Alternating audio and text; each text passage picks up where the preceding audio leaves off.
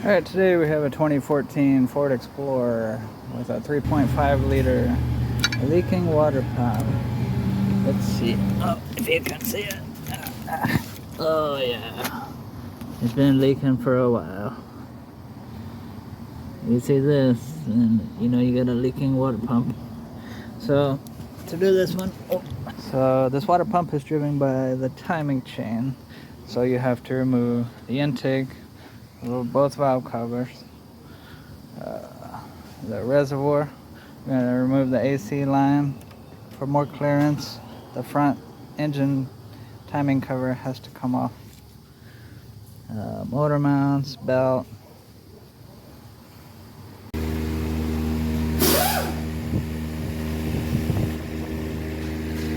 Alright, we got both the valve covers off. And it's time to go up. Alright, go ahead and take your tire off and your wheel well cowl off. Alright, got your tire and your wheel well off. Now you need to take your crank off and the belt and your tensioner.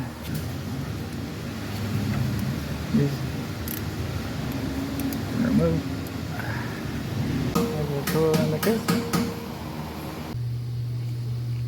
Alright, we got the balancer and the tensioner removed. Take loose any bolts I can get to now, and went ahead and took my exhaust loose and this motor mount lower bolt because I'm going to be jacking it up. Alright, we got all the bolts accessible removed. There. Go ahead and drain your oil while you're got it up here too before you jack it up.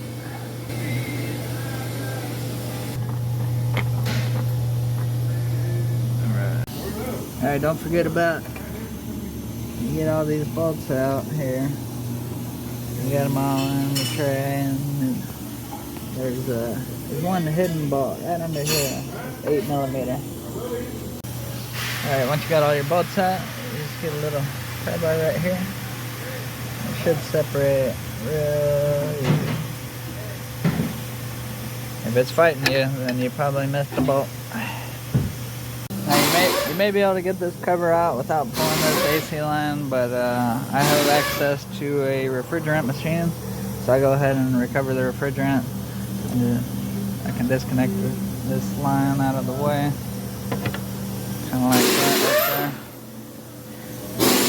And I can get this out.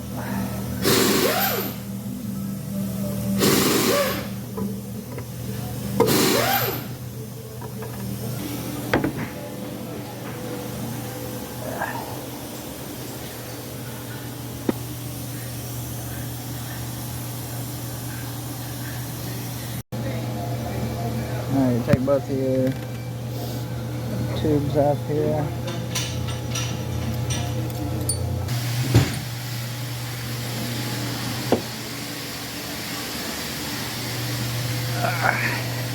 You gotta get the top dead center now so you can put your cam holders in. Alright, once you're in time, got your cam holders in, you mark your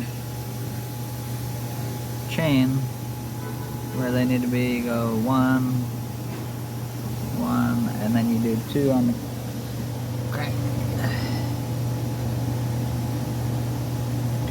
Next step is to remove the tensioner. Alright, you remove your primary tensioner arm, then you remove your secondary tensioner arm. Go ahead and take your chain off. Alright, you got your chain off. You gotta take your VVT solenoids to help get the chain off. And then take your other timing guide off over here. But this one's blocked by this camshaft, so you have to take these sprockets off. You have to use this special tool, stick down in there, kind of push down, and it holds that little tab right there. That way you can take the sprockets off of this side, and you have to replace it with new bolts. Alright, after you get your cams off, you can take your last timing chain guide off, and then you can remove your water pump. Alright, when you pull the water pump, you want to make sure and don't get too much coolant down in the oil pan, but you're going to drain it afterwards again anyway. But I like to put a little catch funnel kind of thing to try and catch as much of it as possible.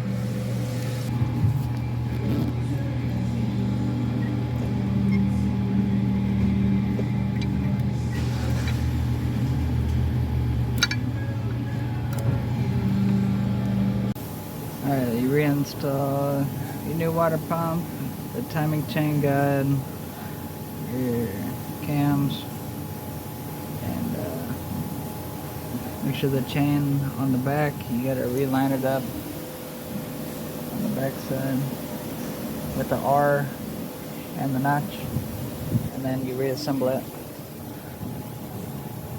slide it back on there, and goes into the dowel pins.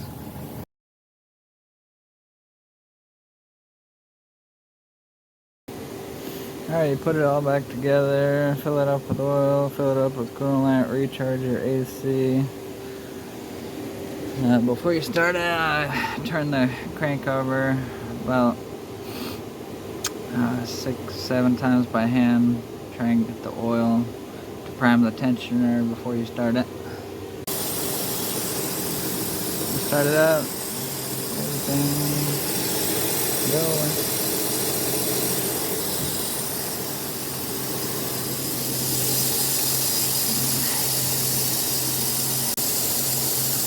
Looks good.